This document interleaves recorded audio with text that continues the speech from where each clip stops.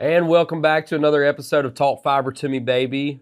This is the Western Wednesday version. Good grief. Talk Fiber to Me, baby. I can't control when they schedule the tapings of this thing. This When is it's a me. Wednesday, you get Western Wednesday. It's Cowboy Caleb. I don't know what else to tell you. You scheduled it. I'm just here in all my glory. This is the show where we talk all things fiber and everything in between. Today it's Talk Fiber to Me, baby. Tomorrow it might be Talk workforce to me, baby. Talk workforce to me, baby. Talk Stetson hats to me, baby. Good grief. Yeah, you love it. Man. All right, I'm Caleb Etheridge. I'm the CEO of EPC. I'm joined by my brother, Joshua Etheridge. He is the Chief Strategic Officer. And as we always do, every 2 weeks, we want to bring little tidbits to you, ranging from anything, whatever's a hot topic. I think today we've got a pretty hot one to cover. Man, we got a hot one. Yeah, absolutely. So we'll just jump right into it right now. D.C. We just came off a little trip to D.C. Had a little curveball thrown at us right as we got there. But, before we jump into that, you just talk a little bit to the people about Washington Mardi Gras, Sure. What that entails, the value of it. I mean, Washington Mardi Gras is an opportunity for all the Louisiana residents to go be in D.C. with their federal delegates. Let their issues be known, celebrate with them on the wins of Louisiana, celebrate with them on the things that we've done this year. Also, really get the ear of their federal delegates and their state delegates. I mean, a lot of state representatives, state senators are there. It might be the only time of year that they get to rub elbows with them and really celebrate either their wins or their concerns. And so we use that time as part of Louisiana's culture to celebrate Mardi Gras, and we bring it to D.C. It's a lot of fun. You and I, we sponsor a lot of stuff. The Economic Development Luncheon, that's our big thing. We did Beads this year. Beads are always a big hit. Had Drew Brees and the Commissioner Roger Goodell there as well.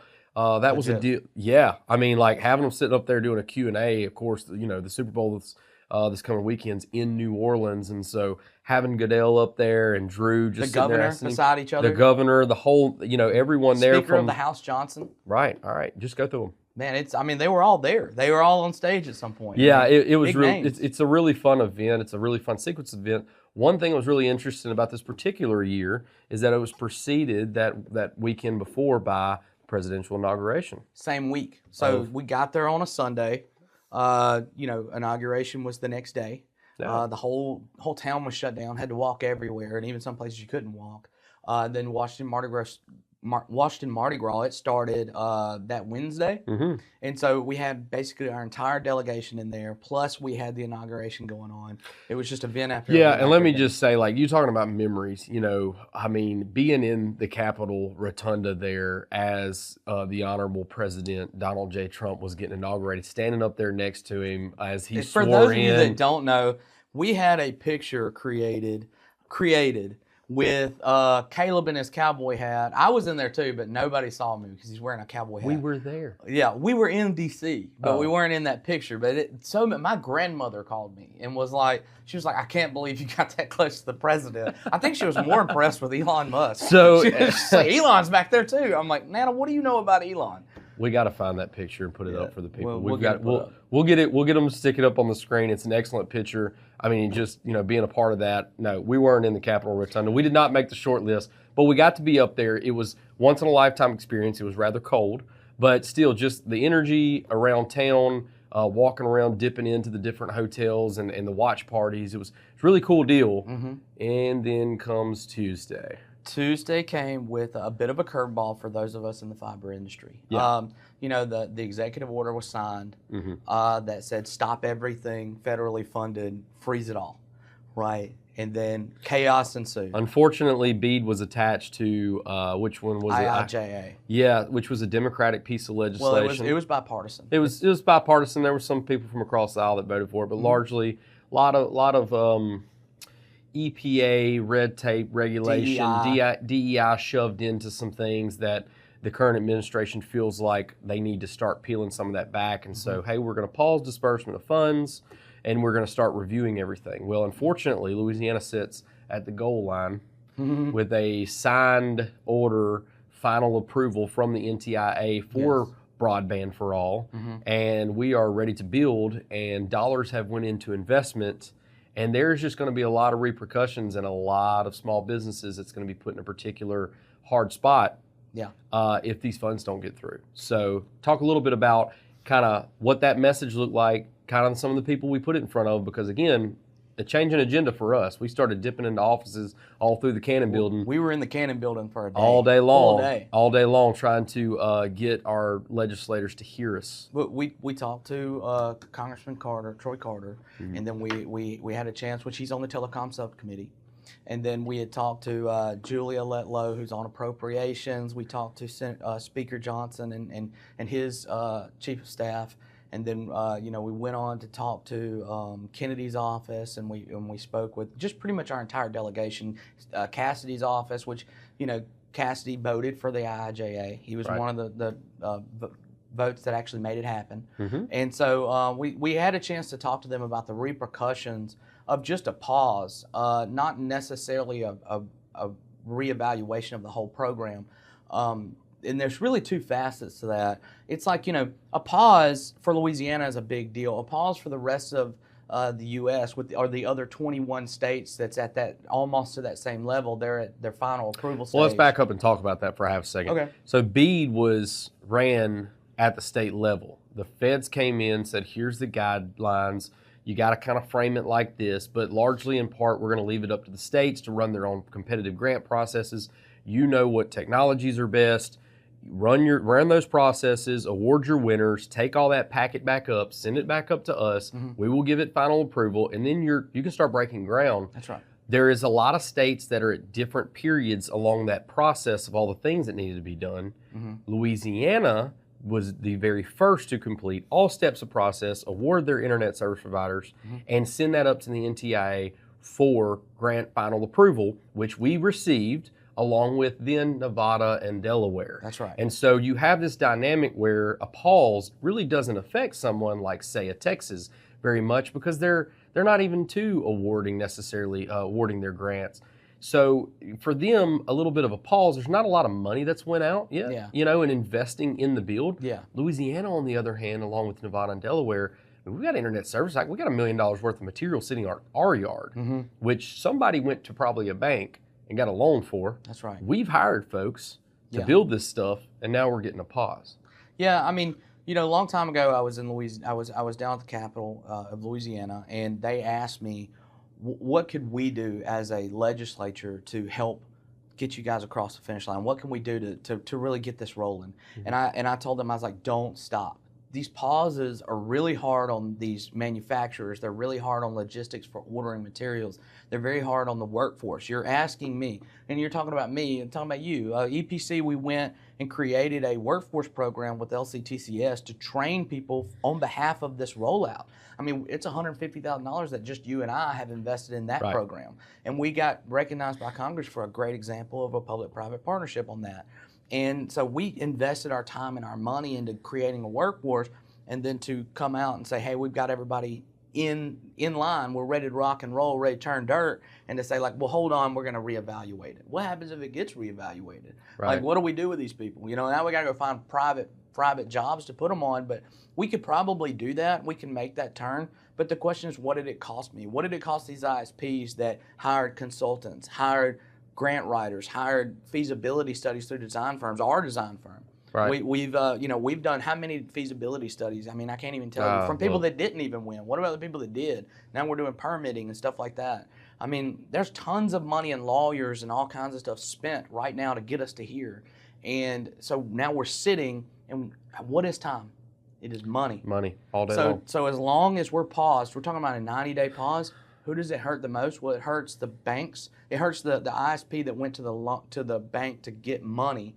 They're paying interest on that money on the materials they've already ordered that's sitting on our yard right now. And we're not talking a little bit of money. We're talking about big money, big loans, millions and millions, hundreds of millions of dollars in loans that are sitting there ready to rock. And it's like, well, just hold on. What's the interest on $50-60 million? It's a lot. You got people paying out right now, and they're wondering. They're just in the dark. And I think that's probably one of the things that I'm looking for.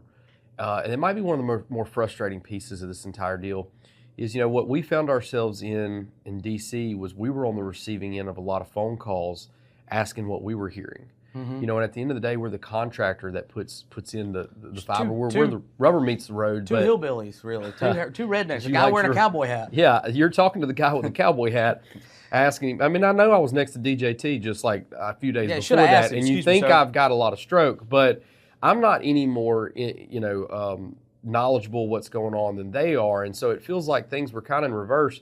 But to that point, we were up there. We were hearing kind of some of the insides of what's going on. Take me through, and the people through, what you think is trying to be accomplished.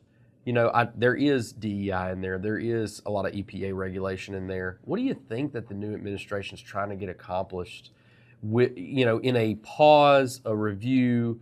They're probably going to want to put their fingerprints on it and say, this is now, we've made it better. And I think they can improve. I believe they can improve that. I think that there's a lot of stuff in a lot of different applications, not necessarily in Louisiana's. We were given $1.355 billion. With that, they said we're going to give out like 78 or 780 million. So we had 550 million in what they call non-deployment funds. And we'll talk about that in a second. But what they're worried about is, what are we wasting this on? What are the red tape that's keeping other states from going? Now, I think Louisiana ran a great program, so much so that we didn't need all the money for deployment reasons that they gave us. So I feel like Louisiana's done that, and it has an opportunity to be the model. Now, is there some things in Louisiana that we could change? Absolutely. But now, wait a second. Now, Louisiana had to play by those rules. Not necessarily Louisiana needed to change it, but could Louisiana benefit from the removal at the Fed level of those different regulations? Absolutely. Yes, I mean, we don't make sure we get this straight. Not a misstep on Louisiana's part. You have to play by the rules that's put in front of you. They got past those hurdles and did all the things that was asked. Yeah. These are things at the federal level being asked of the states. The federal level is asking for DEI. The federal level was asking for the EPA. Yeah. So just for clarity there, Louisiana's not instituting those things. No. They were having to work through those things. That's right. And the states still have the autonomy going forward. Other states have the autonomy to put those things in, and that's what the Fed is really concerned about. The Fed is like, what all stuff did you make the cost go up for by implementing these different, union labor laws, these DEI requirements, these other type deals that they put in there that really put a strain and put handcuffs on a lot of these ISPs that are smaller. Some of them were mandates as far as like a line of credit, a letter of credit that's required. Just put some pretty hard strenuous stuff on these smaller ISPs. Louisiana didn't have all that. They had a lot less, which because you don't have, once it gets down to the state, it's not mandated unless you're looking at like the EPA requirements. Right. The DEI requirements, things like that. Some of those things were mandated from the Fed, and they're trying to get rid of them. And I think to get us rolling here in Louisiana, you got rid of some of the EPA stuff, and you get rid of some of this permitting issues that we're having, we roll. And I think that the new administration has every opportunity to do that. Now, the question is, what else could we change that then would just reorganize the entire thing? And that's where we start getting fuzzy, because you start talking about, well, is it the most, and this is what the administration wants to do, right? You talk about the DOGE, Department of Government Efficiency. You look at that, and we just want a better, more efficient program. Well, if you've got all this extra stuff in there, yeah, let's get rid of that. But the things that are like, hey, we don't like a fiber preference, that totally changes the program. Well, and I don't think that I think that all technology should be considered. But what we're looking at, if we're looking at like a cost per passing, and that's what we call, let's make sure for everybody listening, a passing is a home. That's a possible subscription. Right. Looking at cost per passing, here in Louisiana, I think we're like $5,500 was our average cost per passing. And it stays pretty consistent around that lines until you get up to about like the 90-something or 80-something% range of all homes passed, which I think we have like 140,000 homes in Louisiana that's Bead eligible. When that cost starts really ramping up, that hockey stick at the end, that's where you need to cut it off and say it's too expensive. Let's find an alternative technology. That's right. And we're talking LEOs, we're talking, fixed wireless. Now, if we can, and we have the opportunity to give fiber to this 90% within this reasonable amount of money per passing, I believe we should, and I think that that's what the Fed ultimately wanted to do the first time, and I believe that's what we should do. And it's not because I run a fiber company; it's because that when towers, when we gave electricity to people back in the 30s. We didn't drop them a 110 and tell them to enjoy a heater and a light bulb, and because they're too far off the road. We gave them real power all the way out to their house, and they had the same opportunities as people in urban areas. I mean, we're seeing a massive depopulation of the rural areas. Why? Because nobody wants to take over their grandmother's house anymore and take over their land because there's no opportunities out there. Right. Yeah. So you're saying you're probably going to see an administration that wants to, remove red tape. So we're talking EPA, DEI. You think that hockey stick, that tail, I feel like that's going to get moved down, to where, I don't know what the number is going to be yet, but there's going to be a hard cutoff that says, all right, when the cost per passing, which means the cost to get to a certain home and provide internet to them exceeds a certain amount, you've got to go towards an alternative technology. It's just too expensive. We think those things are coming. But honestly, where Louisiana is at and these other states that are far along in the process, relate that back. You've now had firms that have came in and they have invested, like this fiber sitting on our yard for some of those passings that's probably past that cutoff. I wouldn't say that they're past that cutoff. Louisiana did very good at cutting it off and giving the people to unnamed LEOs and to fix wireless when it was needed. Right. Louisiana ran a good program. That's why we're $5,500 a passing. If you look at what some of the literature that's coming out is saying, they're saying like $1,200 a passing. But doesn't the allocation the feds already came out and they allocated for each state? CostQuest came up with the model. So a company called CostQuest comes in, they take a look at where all the homes are and what the routes are and what the best technologies are to get there, and they came up and they said, look, this is how many federal dollars we should allocate to each state. You have a budget, okay. Doesn't that sort itself out when you're choosing technologies? If you have the ability to run fiber to everyone and you stay under the budget, why are we then critiquing what technology you used? You have states like... You're moving the goalpost. Right. We're on the yard line, they're moving it. You have states like Louisiana that could do it for $778 million. No thanks, we don't need 1.3. We could do it for $778. And guess what? Their preference was mostly fiber. Yeah. If it can be done by those means and we're almost 50% under budget, why not let them go through? Well, you got to let the states have the power to choose. I mean, this is a conservative administration. Correct. You want to push that power down to the states. Each state has its own problems, whether it be, carnivorous forestry like we have here in Louisiana, Mississippi, Alabama, Georgia. I mean, you have to have a wide space to be able to see the sky. You have to have line of sight. So what you're talking about right there is we got a ton of agriculture and forestry and vegetation, which blocks satellite signals. We have hurricanes. It's very dense. It's not good for wireless. Right. It's not very in Louisiana's interest to build a whole ton of aerial, at least not down in the south side of the state for certain, because, hey, we have a lot of hurricanes that come through. North Louisiana, you can kind of get away with some aerial install, but South Louisiana, you're really asking for stuff to get tore down by a big hurricane. Yeah, and I mean, again, I want to talk about a national rollout too. I mean, Louisiana obviously needs to roll, and that's been that's been my advice is let Louisiana be a pilot program for how well it can be done. I think everybody can give Faneith and Thomas that credit, and the governor really, because the governor has been on his side like the entire time. Right. And so let them run through. Let the other 21 states or the other 2 states that's been approved, let them roll through, because they ran good programs and they're first, right? They're too close to stop. It would really not be hurting the state or the Fed. You've got other programs out of $1 trillion bill. $1 trillion bill. You cannot worry about Delaware, one of the smallest states in the nation.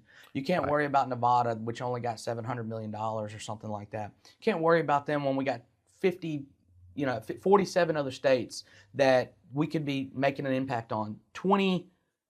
19 of which are at the approval stage and could be affected in small amounts, meaning we could take some of the red tape down, we could look at their programs and say, hey, you're not there yet, but we really haven't ordered product for this.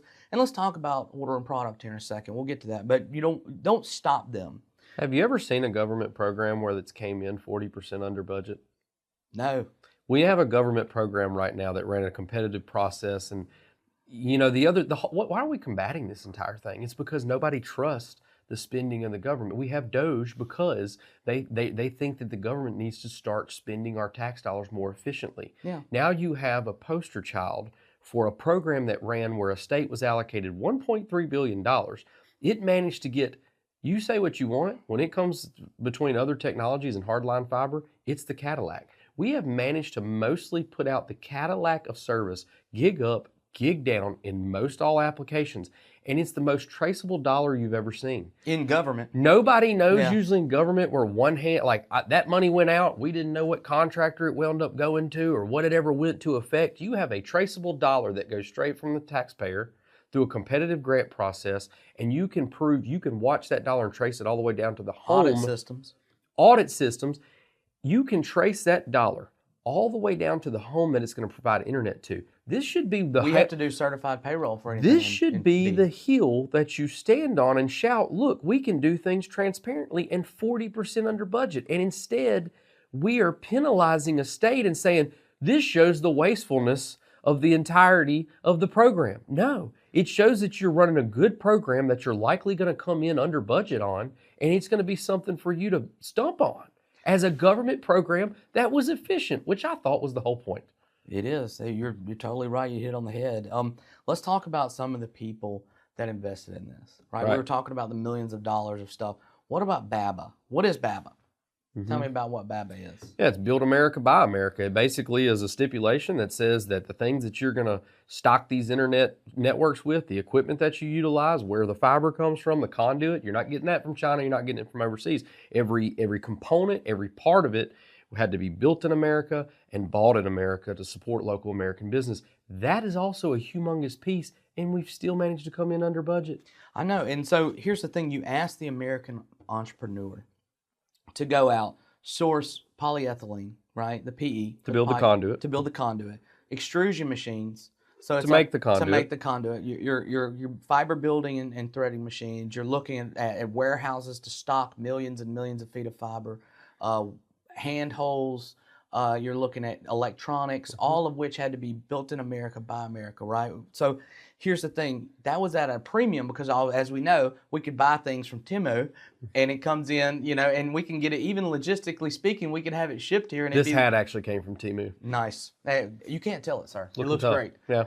But so you get all this stuff here. It's at a 30% increase because our labor force is more expensive, our products are more expensive, and our compliance is more rigorous.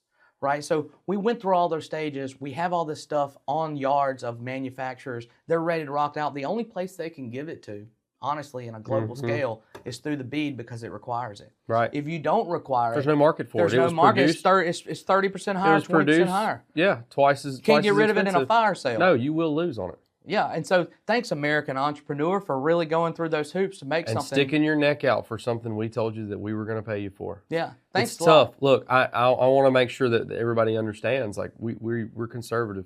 Yeah, I am. That's our principles and ideals are of conservative nature, but it comes down to when conservative ideals, once something's committed to, and now the collateral damage there is going to hurt folks. Yeah. You need to find a way to compromise. And I think it's easy. I don't think it's got to be that tough. It's a transition period. Yeah. Let's get rid of let's give them time to get rid of their state-ran programs. And so you say, hey, here's the hard line in the sand. If you made it this far, we're going to honor what we said.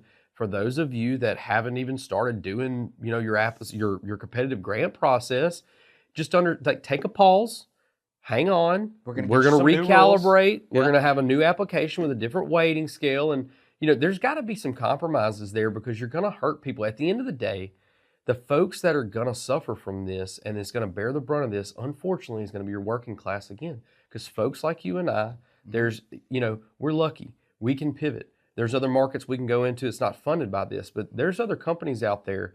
There's internet service providers that can't pivot like that, and you're going to see missed payrolls, and you're going to see folks that had a job and had a promise of a way to provide for their families stripped out from under them, and it's unfortunate.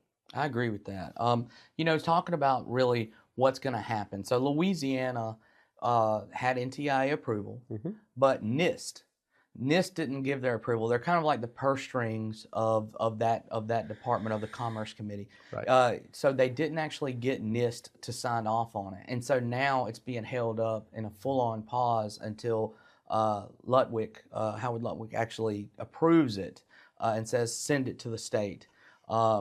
With that being said, there's a lot of talk around the Congressional Budget and Impoundment Control Act of 1974, which basically says that once it's been approved, it's got to be distributed.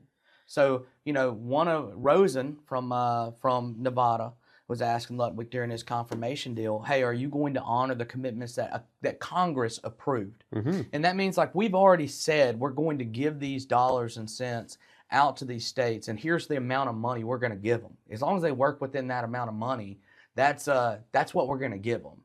It doesn't matter how they ran their project, that they either get people on board or they didn't. It doesn't matter. It was approved by Congress. The question is, and really this act was created to keep the administration from overstepping and saying we're stopping that. And so I think that there's probably something there to where Congress can both be more prescriptive about what they want to do and take a little bit of power, which we see in the Chevron deal with the FCC, take a little bit of power away from the way that's unilaterally done, NTIA, the way that's unilaterally done, but also do a transition period. Says, I want Congress to look back at this and say, hey, we did well, but I also, again, to your point, want to honor the commitments that were made, that's been made to the American working class. Yeah, I think that's what the state of Louisiana has got to do. I mean, we were down in, we were up in Washington, D.C. We were in their offices. We were spreading this message. And yes, the message has evolved a little bit as we got more information about where things currently stand. But, I think it's going to take it's going to take a coalition. It's going to take a unified voice. So I know, we were up there, we're just a contractor. But, I encourage all the ISPs and folks that are out there, reach out to us. How can we together unify our voice, get in touch with our legislators, let them know that this is going to hurt the people of Louisiana. And I know there's some things going on right now, trying to get some letters penned from the governor and such. But how do we as private industry throw our weight behind, unify our voice, and get that message up to D.C. that, look, this is not political games, right? Yeah. This is not gamesmanship. There's people's lives and their livelihoods that are really being affected by this deal. And you've got to, not only do you got to get a plan in place and you've got to make a compromise, we're in the dark. Like, people don't know what's going on. We're just in a holding pattern. Like, we've got to have some communication, some guidance. There's two basic messages that came from Senator Cruz's office, and that was what took so long. And Ariel Roth worked in Senator Cruz's office for a long time. He's now the chair of the Commerce Committee, and Ariel is now the TIA. She's the TIA lead, and so she's going to kind of regurgitate what she's learned from Senator Cruz, and she's been on all kinds of telecommunications panels up until this point, so she's very educated. Probably less of a regurgitation, more of an advising to Senator Cruz. Yeah, she's the one who's been on all the panels and in all the organizations. That's probably true. I'm just a guy sitting across from a guy in a cowboy hat. What do I know? But looking at that, two things that's coming out. One is that what took so long? Right. The FCC, what took so long? NTIA, what took so long? And then the number one reason behind that was just it was giving a ball of yarn. Everybody just assumes that we had all these fabric IDs and we knew exactly what house had internet through 477 data and stuff, but it was all old and wrong and misreported. And we can unpack that just a half a hair. So a lot of the reasoning behind we need to pause and take a look at how this is getting spent is because there's been so many past programs where the spending was not very effective. But it was not effective because they didn't do the legwork that's been done with Bead to make sure it is effective. And now guess what? We're talking out of both sides of our mouth. We're saying those programs, they weren't effective, and that's why we've got our microscope on you. They're also calling for us in the statutes and the way the law was written for us to run it right and be effective, but also saying you're taking too long to make sure you run it effectively. It's so all over the place. The expectations seem to be so muddled that we can't figure out if you want us to move faster or you want us to just get it out there and, okay, we'll make some mistakes so you can point at it and say, like, look, another inefficient waste of money where nobody got hooked up. Like, we're trying to run this right.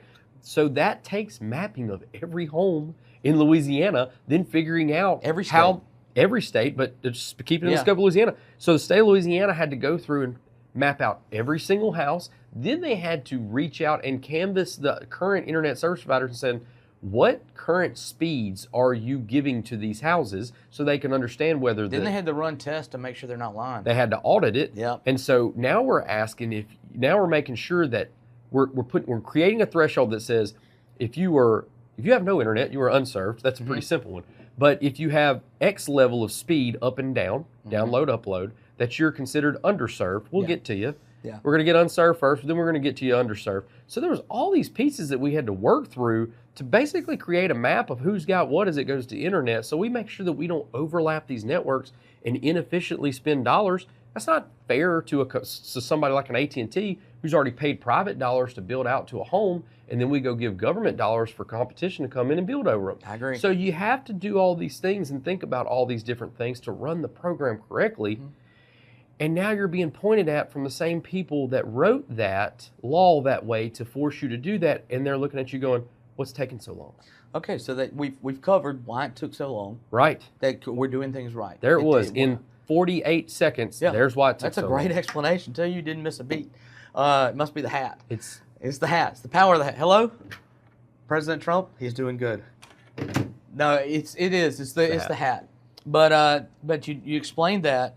And then the second thing that keeps coming through. They don't just pay me for my looks. It's clearly. There's some brains up here. Clearly. So the second thing that you hear is, what about alternate technology? Why is there this preference for fiber? And you said it a while ago, fiber is the Cadillac. The Cadillac. Well, people were saying, well, we could cover the whole state with LEOs or wireless. And I don't want to attack them because I think there's a place for LEOs. And everybody agrees there's a place. There is a place. But you are not going to run hardline fiber all over these. There's places that you just can't get hardline to, and that's the point. It's like you got to get it down to the state level. They know best. Why fiber? Is it because there's no latency issues? If you're a gamer and you're a child, right? Or even, hey, I don't want to call a child because I know a lot of adults that game. And I don't want to be mean to anybody because they do game and it's every evening. But if you're a gamer and a child. If you're a gamer or a child. You can be one or the other, but not both. So if you're either one of those things or both, a 2-second lag in latency to satellite and back down. That's the difference between a sniper kill and... You're dead. Exactly. You're dead, man, and you're mad. Yeah. And you know what? If you got to live there any longer, you're going to burn that house down. Yes, that was for our Modern Warfare fans. Yeah, that's true. Halo back in the day. Call of Duty. There we go. So we're reaching way back. Yeah, we're old. But I mean, are they actually? Here's the thing: you can't look at this and go, "What do you need?" Right. But what do you need? Because that doesn't matter. It's what do you want, right? Because you're seeing the depopulation of rural areas. They're not moving back because they don't want to. Right. It's not they need to. And so if you're like, well, all you need is just enough to get online and do workforce and do these. What if we ran our business like that? What if we were, if like our competition was doing X and we made a conscious decision to be like, well, this market right here, this customer right here, we only provide half of that good. We only give you what you need. Right, but that's all you really need. I don't really care about what you want. But that's all you really need. They wouldn't use it. You know where they're going? To the other guy. And in this case, that's from rural America. Oh, well, you got what you need. Guess what? I'm heading to what I want. And the ideologies change. And we are conservatives. And so we want to see the conservative base protected. Right. And that ideology that's in those areas, we want that continued. We're God-fearing Americans, right? And we want that God-fearing ideology and that homegrown hunting, fishing. We love church strong on backs. Sundays. Yeah, all of it. We want it all. And we want that to survive, and we want people moving back out into those rural areas, right? And to do that, you don't get it by giving people what they need. You need no latency issues. You need to be able to get on, and we're just talking gaming, but let's start talking about like e-commerce and world commerce, global commerce. You've got to be able to Zoom. You've got to be able to Teams meet. You got to be able to meet, remotely. Stable, reliable connections is required. And if there's a lag between conversations, I would hope that if you're a day trader, you understand that a few seconds on a trade could mean the difference. A big difference. A big difference, absolutely. And then you're talking, so we talk about these wants and needs. Well, then when do you start having the conversation on what you need? It's always when what you want is too expensive. You know what? I want that gunite pool. It's $125,000 with the big swan fountain that I wanted though. Yeah. And so I start going, what do I need? And usually it has something to do with the dollar amount that starts backing you up to what you need, right? Yeah.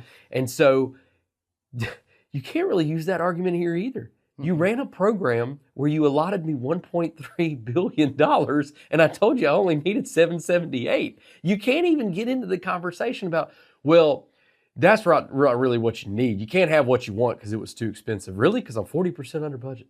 Well, and that's being attacked too. So I said there was two things. The third one came from Senator Thune out of South Dakota. He was the previous chair to the Commerce Committee, and he said, Ludwig, would you commit to only spending broadband dollars strictly for the distribution of broadband? And he was like, absolutely.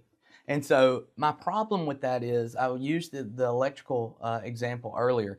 If you gave electricity to somebody but didn't give them any light switches, show them how to use the light switches, show them how to use an electric oven, what good would it be if you didn't make those things available to them? So that's what these non-deployment dollars are for. These urban areas, they've used e-commerce, they've used telehealth, they have all the things in place to do it. These rural health clinics do not have these programs. They do not have these license agreements. The schools do not have workforce education through VR programs. They don't have that stuff. They used E-rate the best they could, but it never got out to the students. So they can't actually send homework home digitally. Oh. And so these are things that they are not set up for. That money is to create those programs in these rural areas. Because if you just gave them the broadband, what tools did they have to use it? Right. And so that non-deployment funds is to stimulate that new use of new stuff. Back in the 50s, they had phones. They had to show people how to use phones. Yeah. When you get robbed, call the police. Look, you don't have to chase them down the street. Look, and I think that's something that it's not far enough along that if you wanted to pause that particular piece and you want to review it and you want to take the states to task on that non-deployment and look and say, look, get us a plan on how you're going to do it. That is the thing the American public is tired of. Like when you say, I gave X amount of dollars to this branch or that branch, that's a lot of times the only level of transparency you wind up with. You know, the public. I'm sure you can, you know, all things are public record and you can follow that dollar. But, you know, they just don't have that in-your-face level of transparency. So, look, if you want to take a look at that, go ahead. But those investments really haven't been made yet. Those are not. There's no ducks sitting on yards. Right. That's not a bird in the hand. Yeah. You know, it's so. Those are things, I don't mind that. But it's this stuff that we've already invested dollars in. It's really fixing to start affecting folks if we can't get moving forward really quickly. So I totally agree. Yeah, absolutely. Look, let's look at a transition time right quick. Like, okay. Let's, you know, this a lot of the time you go in these meetings, you talk with Senator Kennedy's office or Senator Cassidy's office. You talk to the congressman or congresswoman about, and they always ask you, like, what do you want? Up until this point, we said, basically, let Louisiana be the pilot. You know, I think that we've done great. Kudos to the governor, Vineeth, Thomas, all of these people. Don't change it. Let them roll it out. DEI, EPA. You know what? We're getting through those hurdles. We've already gotten through those hurdles. Done it. You don't have to change it now for us. But the second thing is let the other two states rock and roll. Yeah. But let's take, so the other 20 states or 19 states that are close behind, that they're in this application process. Let's take a look at it. But they're like 30 days or less, 60 days from being ready to rock and roll. Let's get some actual people winning. Pull the EPA out of it. That's not going to hurt anybody's feelings. No, let's do that today. Let's take a look at their programs, but let's do it within 60 days because we're already within 60 days of picking winners in those states. Right. Right. But the other, so that's 22 states. The other, 38 states? My math isn't good, but let's say 38 states that's ready to rock and roll. Now we go.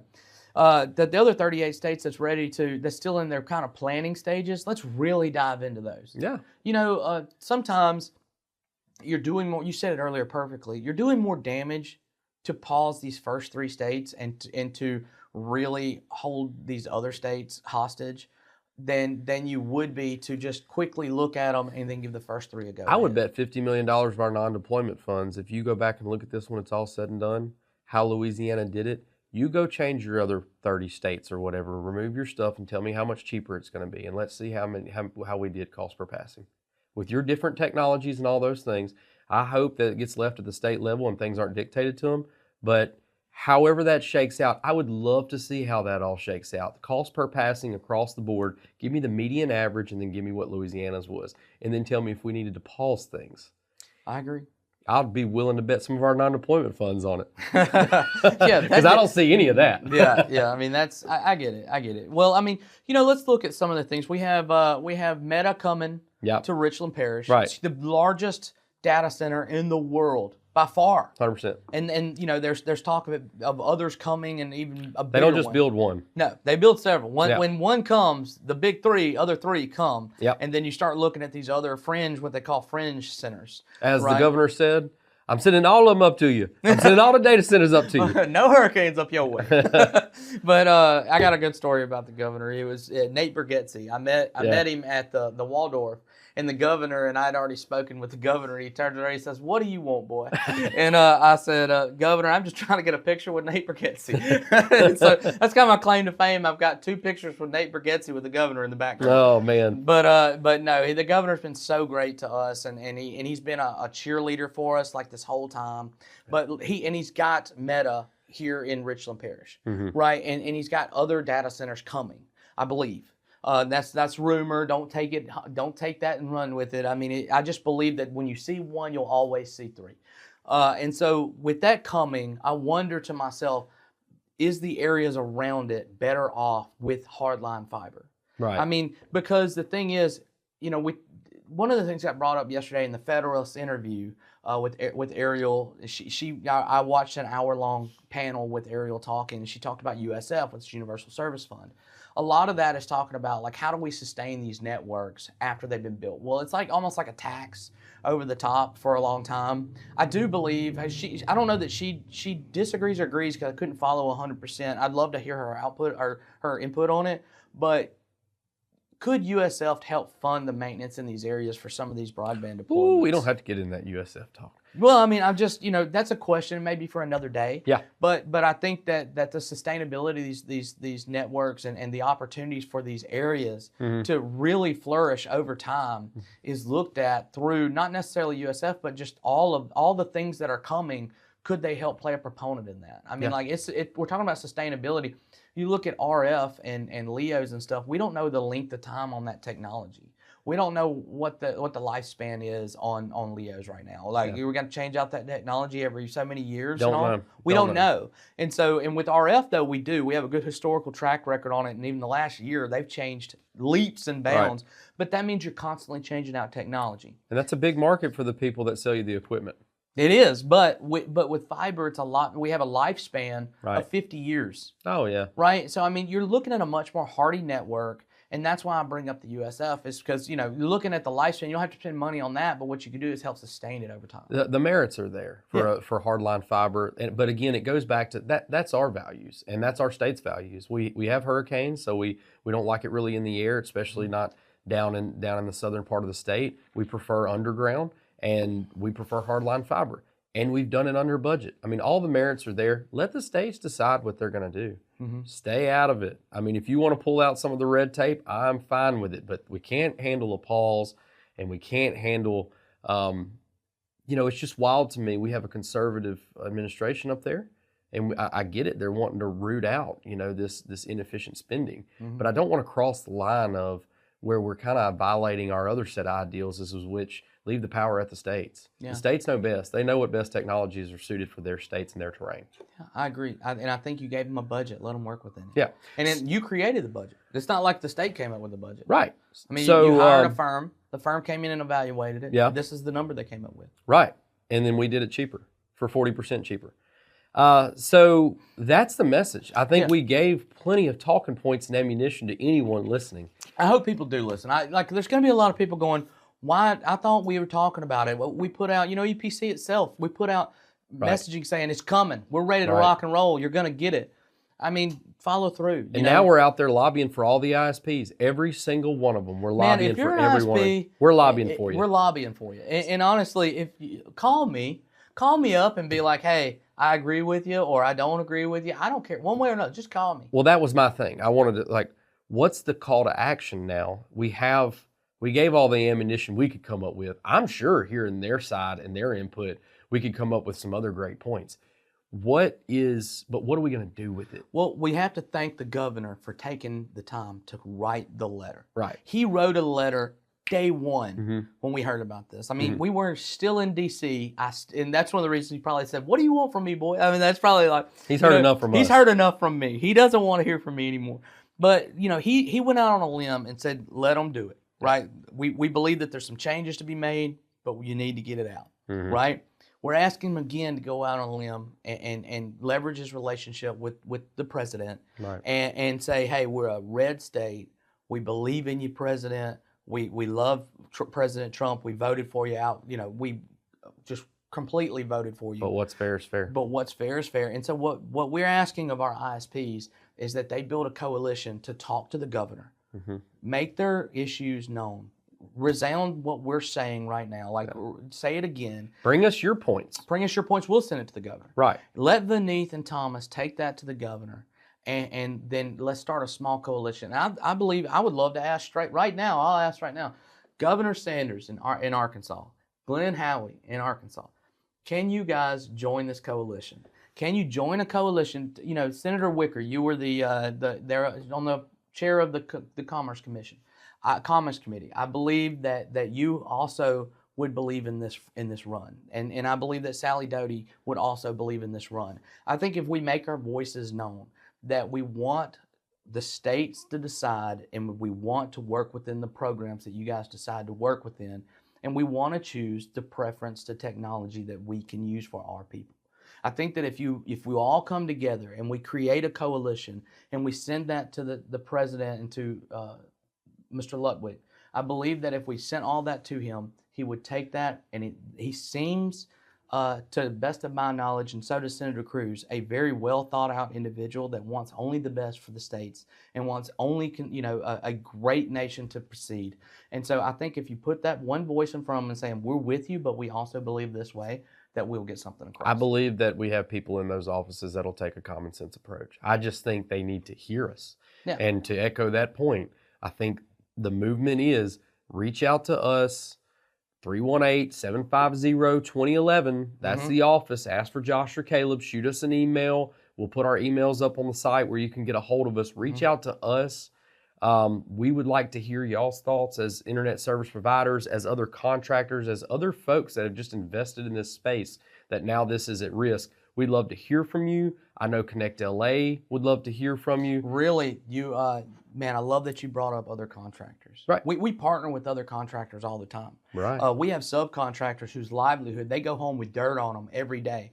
And that doesn't mean that they invested any less in that drill or that bucket truck or that splicing rig than we did when we first started. They invested their livelihoods, possibly their wife's livelihoods in that, and they work daylight to dark to keep the lights on. Yep. And to put a pause on them like this, I want to hear from you contractors. What is this costing you by not having this work? We absolutely need those stories. And so that's the call. Reach out to us, comment in the feed, however you can, reach out to us, let us know what your concerns are, and we'll pick it up and we'll run with it. We've got the folks' ear in the right places. We feel like we're going to continue to beat the bushes and figure out who will listen to us and hear this message that we feel, even if we don't feel they can get the needle, we just got to move. We got to get the message out. So that's the call. And it's not just about our business. It's about the rural Americans that expect the best.